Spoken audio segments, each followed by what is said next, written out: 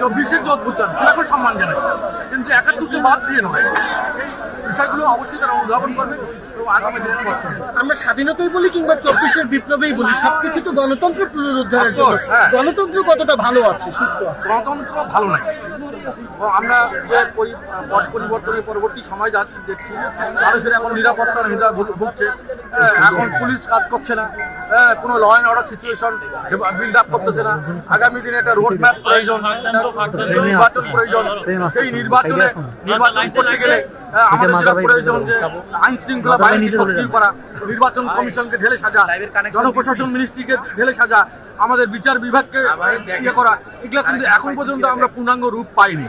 যার কারণে একটা আনসার্টেন, যারা একটা ধোঁয়াশা চলছে, কি হবে, কতদিন আমার ভোট হবে কিনা, কতদিন নাগাদ হবে, এগুলো নানা রাজনৈতিক দলের মধ্যে অনেক সংখ্যা নিয়েই কিন্তু বর্তমান সময়টা চলছে। প্রথম দরকার আমাদের নিরাপত্তার ব্যবস্থা করা। এটাকে আমি নির্বাচন কদিন পরে হোক আগে হোক সেটা ভিন্ন ব্যাপার, কিন্তু মানুষের জান মালের নিরাপত্তা দেওয়া সরকারের দায়িত্ব। সেই কাজটা সরকার করতে কিন্তু ব্যর্থ হয়েছে আমি মনে করি। এবং পরবর্তী সময়ে কাজগুলো দ্রব্যমূল্যের ঊর্ধ্বগতি, লাগাম ছাড়া দুর্নীতি, আজকে বাজারের মূল্য বাড়তেছে, সাধারণ নিম্ন আয়ের মানুষেরা আজকে নাবিশ্বাস, আজকে সেই কথাগুলো কিন্তু ওই জায়গায় যাওয়ার মতো অবস্থা। তারা কিন্তু এটা বুঝতে কতটুকু আমি জানি না। যে আমার মনে হয় যে এটা যতক্ষণ পর্যন্ত আসে নাই, দেশে একটা অনেক স্টেবল সিচুয়েশন এখন পর্যন্ত হয়নি। এই বাস্তবতায় বিজয় দিবসে আপনার প্রত্যাশা কি? বিজয় দিবসের প্রত্যাশা, আমরা এই বাংলাদেশকে একটা দুর্নীতিমুক্ত, একটা বৈষম্য মুক্ত বাংলাদেশ গড়তে চাই। যে ইস্যুকে নিয়ে আমাদের স্বাধীনতা যুদ্ধ হয়েছে, সেই যুদ্ধটার বাস্তবায়ন আমরা দেখতে চাই। প্রত্যেকটা মানুষ যেন নাগরিক অধিকার পায়, এই দেশের সকল ক্ষমতার উৎস যে জনগণ, সেটা যেন আমরা প্রকাশ করতে পারি।